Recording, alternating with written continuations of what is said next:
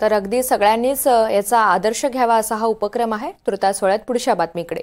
चंद्रपूरच्या वरोरामध्ये दिवंगत ज्येष्ठ सामाजिक कार्यकर्ते बाबा आमटे यांनी आनंदवनाची स्थापना केली। 1949 साली आनंदवनाची स्थापना करण्यात आली असून आज या आनंदवनाला 75 वर्ष पूर्ण झालेत। याच निमित्तानं आज मित्र सोहळ्याचं आयोजन करण्यात आलंय आणि याच सोहळ्याला न्यायाधीशांपासून अभिनेत्यांपर्यंत अनेक जणांनी हजेरी दर्शवलेली आहे।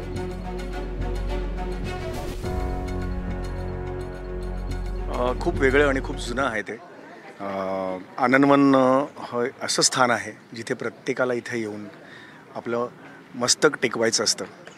ही देवाची माणसं आहेत सगळे आणि ही माणसं आम्हाला आज पर्सनली ओळखतात। हे आमचं खूप मोठं भाग्य आहे।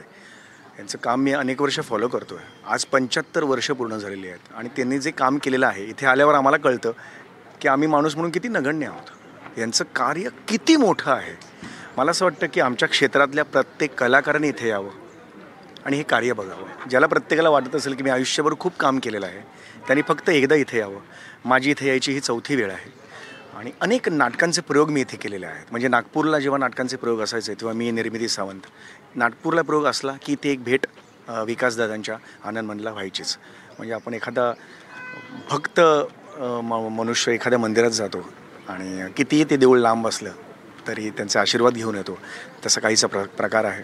मी एक 6 वर्षांपूर्वी एकदा आले होते आणि तेव्हा सगळं कार्य पाहिलं होतं आणि खूपच माइंड ब्लोन होते मी।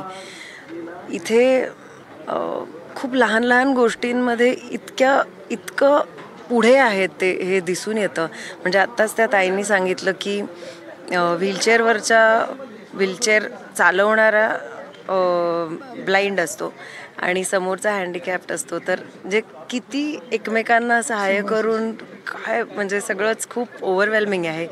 आणि एवढ्या वर्षांनी समीर दादांनी मला विचारलं येशील का परफॉर्म करायला, मी लगेच म्हटलं की प्रश्नच नाही, यायलाच पाहिजे। आणि आय एम व्हेरी हॅपी मी परत इथे आले आणि मला दादा म्हणाला तसं सगळ्यांना सांगायला आवडेल की खरंच मला मनापासून वाटतं की प्रत्येका माणसानी, फक्त कलाकार नाही, प्रत्येक माणसानी इथे व्हिजिट केलं पाहिजे।